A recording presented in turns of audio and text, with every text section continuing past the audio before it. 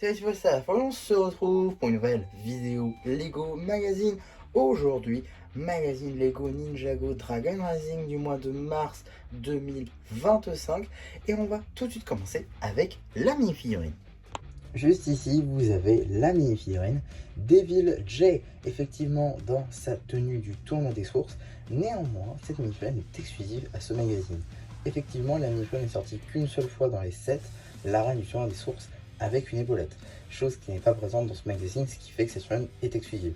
Mais techniquement, tous ces éléments ont déjà été vus sur l'autre version avec épaulette. La tête, elle, par contre, date de juin 2023 cette fois-ci, et non pas de 2024. Néanmoins, on peut apercevoir donc un recolor du masque Mech Pilot, cette fois-ci avec deux nouvelles nuances, le noir ainsi que le Earth Blue, ce qui est plutôt sympathique. On retrouve également un torse et des jambes qui se complètent super bien avec de magnifiques détails, notamment avec le clan des loups en logo sur les détails bleus, comme on peut retrouver d'ailleurs, le même bleu, sur les détails de la firme de race. À l'arrière, on retrouve également un logo des loups, tout entouré d'éclairs pour représenter l'élément de Jay. Jay possède deux expressions faciales, avec ici sa première où il est plutôt énervé, et la seconde où il sourit mais il a sa visière non canon. Il est accompagné d'un bâton de foudre en brick build avec pas mal de pièces, notamment la chaîne noire qui est aussi utilisée sur ses armes en 7, des éclairs, tout ça de plus classique et d'autres pièces là encore assez classiques. Donc rien de plus à dire sur cette petite arme. On enchaîne avec la carte. Juste ici, vous avez la carte en édition limitée numéro LE14, Zane Tournoi édition limitée. Elle appartient à la série 8 de cartes à collectionner Lego Ninjago Dragon Rising Lune de sang. Et donc voilà, maintenant qu'on a vu les diverses surprises, on va pouvoir très rapidement regarder juste ici le paper bag qui, pour le coup, je trouve plutôt sympathique. On retrouve ici, bon ça c'est plutôt classique, le logo Ninjago Dragon Rising, une petite image à l'échelle de notre mini-figurine et une illustration des J que je trouve plutôt cool, avec également donc son nom écrit dessus ainsi que l'âge qui est évidemment subjectif. On a ici donc l'échelle 1 sur 1, voilà, ainsi que le numéro d'item qui vous permettra de le rajouter à votre collection de brickset ou tout simplement d'obtenir les instructions sur le site de Blue Ocean.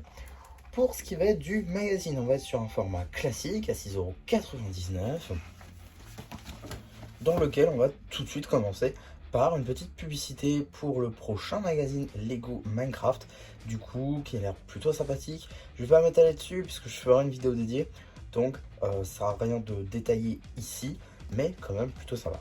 Ensuite, on a juste ici un petit sommaire plutôt cool avec le vilain du mois qui est aussi une maîtresse élémentaire, Zéatrix, donc voilà, la sœur jumelle de Béatrix. D'ailleurs, c'est marrant parce qu'ils ont pris le même modèle que Béatrix avec les épaulettes, donc voilà, ça c'est plutôt marrant.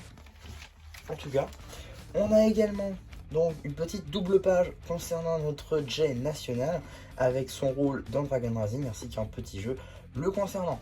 On a également la petite instruction juste ici pour tout simplement construire la mini-figurine ainsi que son arme.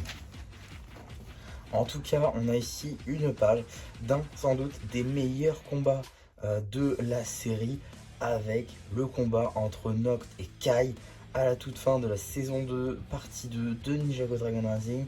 Donc un combat assez fou en tout cas, et je pense que c'est tout à fait mérité d'avoir une double page comme ça sur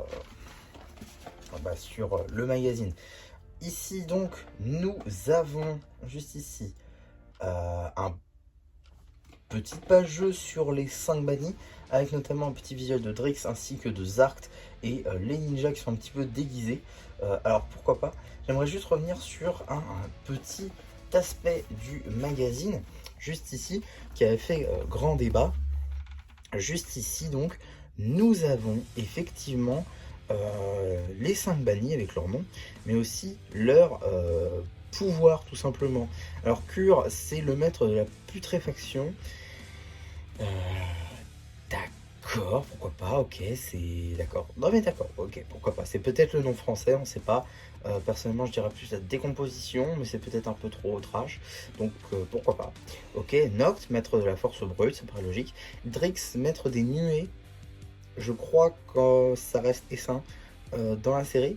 Rox, maîtresse de la peur, je crois que ça a été démenti, son pouvoir élémentaire ce n'est pas la peur, mais ça peut être quelque chose de ressemblant. Et maître de la chance, de la malchance plutôt, donc ça peut être plutôt sympathique également. Je crois que d'ailleurs c'est ça le nom normalement en anglais. Mais voilà, ça confirme bien que Cure est un maître élémentaire et non pas une maîtresse élémentaire. Donc voilà, ça c'est plutôt cool. Puisqu'il y avait eu ce débat là de savoir si oui ou non, parce que dans la version allemande c'est maîtresse élémentaire de la putréfaction. Donc voilà, petit détail que je voulais noter ici. Et également on a une petite publicité pour un set qui maintenant date un petit peu, hein, le Climber Mech de Kai, sorti donc en mars 2024 cette fois-ci. Donc voilà, ça date un petit peu. En tout cas on a ici la BD, BD plutôt cool, hein, au secours des dragons, une BD il me semble qui devait tourner autour, c'est cela, de Zelatrix, juste ici, qui était à la centrale électrique de Ninjago et drainait l'énergie des dragons pour un plan. Alors je n'ai pas encore lu la BD, mais évidemment je vous la mettrai sur la chaîne BD, hein, ça va de soi, puisqu'il faut attendre que les vidéos soient toutes mises au même moment, hein, parce qu'évidemment je vais pas, enfin je les mets dans l'ordre chronologique. Également, on a un petit truc à noter que j'avais pas forcément noté la première fois que je l'avais vu quand ça avait leak. C'est le fait que Kai porte sa tenue du tournoi des sources avec son armure Climber. Voilà, donc pourquoi pas. Je ne vais absolument pas juger ça. Je trouve même plutôt sympathique qu'on fasse des combinaisons de tenues. Donc pourquoi pas. En tout cas, on a ensuite un petit jeu concernant Arin et Ras. Voilà, plutôt classique, un petit poster sur Drix, ça aussi c'est plutôt cool. On a également un petit poster avec toute l'équipe du tournoi des sources dans leur design des cartes. J'ai l'impression, vous savez, les cartes qui avaient leak avant le tournoi des sources, pour le teaser quoi. Donc plutôt sympa. Et la suite du coup du poster sur Drix. On a également juste ici la page concernant l'abonnement, hein, 7 numéros pour 47,50 €. Honnêtement, j'ai pas calculé si c'est vraiment rentable ou pas. Donc s'il y en a qui ont déjà pris l'abonnement, n'hésitez pas à donner votre témoignage en commentaire, ça peut en aider certains. En tout cas, on a la suite de la BD, donc ça c'est plutôt cool, avec toujours un ninja dans leur tenue tournoi. Je pense que ça aurait été plus logique de mettre ninja dans leur tenue climber, dans la mesure où on voit bien qu'à la fin de la partie 2, ils ont leur tenue climber, donc pourquoi garder les tenues tournoi des sources? Bon, pourquoi pas. En tout cas, on a la suite et fin de cette BD, avec visiblement, là j'imagine Zelatrix qui s'en va. Peut-être, j'imagine, je sais pas trop. En tout cas, on a 4 visiblement petits labyrinthes à faire dans la forêt. Trouve le dragon doré. D'accord, donc c'est bien un dragon doré. D'accord, ok. Personnellement, il est jaune le mien. Hein. Je sais pas si le vôtre il était doré, mais voilà. Pourquoi pas. En tout cas, on a encore un petit double jeu entre diverses dragons, je pense. Le duel des titans. Robbie et Brazera ont décidé d'organiser une super course de dragons. Ouais, c'est ça. Donc c'est une course entre divers dragons qu'on peut retrouver donc juste ici avec notamment Zant. On a également Giro, Heatwave et le dragon de la Terre qu'on peut retrouver au royaume de la folie. On a également une petite page sur les nouvelles cartes de la série 8 de cartes à collectionner Lego Ninjago Rising, l'une de sang. Et également un petit jeu concernant les toutes nouvelles tenues Storm sorties en janvier dernier. Pour ce qui est des publicités qu'on va retrouver dans ce magazine, on pourra notifier juste ici donc une pub qu'on a déjà vue, hein, c'est pas du tout une nouvelle, sur le magazine Ninjago Legacy avec pas mal des numéros qui contenaient du coup la boîte en métal. Donc voilà, ces deux vidéos sont normalement disponibles sur la chaîne dans la playlist magazine si ça vous intéresse. Également, on a une petite publicité pour les cartes de la série 8. Voilà, hein, vous avez également des ouvertures dans les shorts ou dans la playlist ouverture de chaque Eco Blister, multipack, l'album, c'est également dans la review du Point Presse. En tout cas, qu'est-ce qu'on a dans le prochain magazine Ninjago Dragon Rising?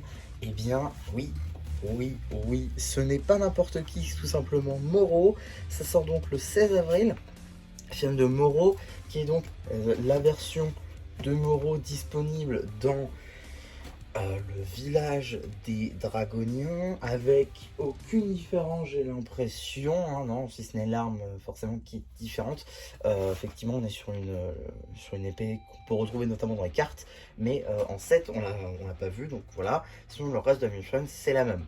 Alors, qu'est-ce que j'en pense personnellement? Vous me dites ce que vous en pensez, vous, en commentaire, forcément, mais personnellement, je trouve c'est très bien pour ceux qui n'aurait pas l'opportunité de se prendre le village ou qui ne voudrait pas se prendre le village, mais qui voudrait quand même Moreau. Donc c'est très ingénieux pour vendre le magazine. Par contre, le village, j'ai l'impression qu'il va finir par être mal aimé.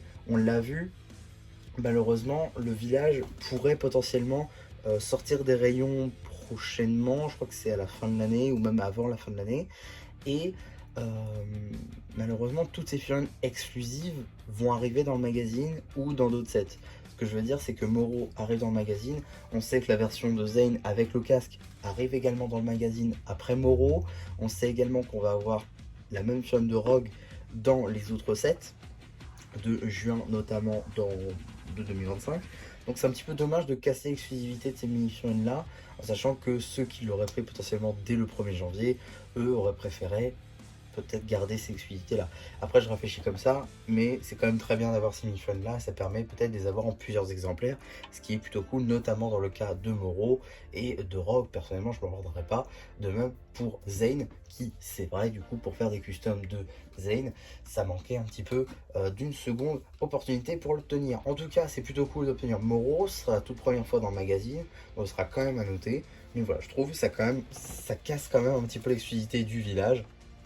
Et peut-être que ça réduit son intérêt également. Et c'est peut-être pour ça aussi que Lego va s'empresser de le retirer des rayons pour que l'impact sur les mini-figurines ne soit pas trop non plus. En tout cas, voilà ce que je pouvais vous dire sur ce magazine Ninjago Dragon Rising du mois de janvier, hein, forcément, du mois de mars plutôt. Décidément, j'arrête pas. J'espère en tout cas que cette vidéo vous aura plu. Surtout n'hésitez pas à me le dire en commentaire. N'hésitez pas aussi à liker la vidéo, à vous abonner. Et voilà, bah du coup, c'était un petit peu qui vous dit bye bye.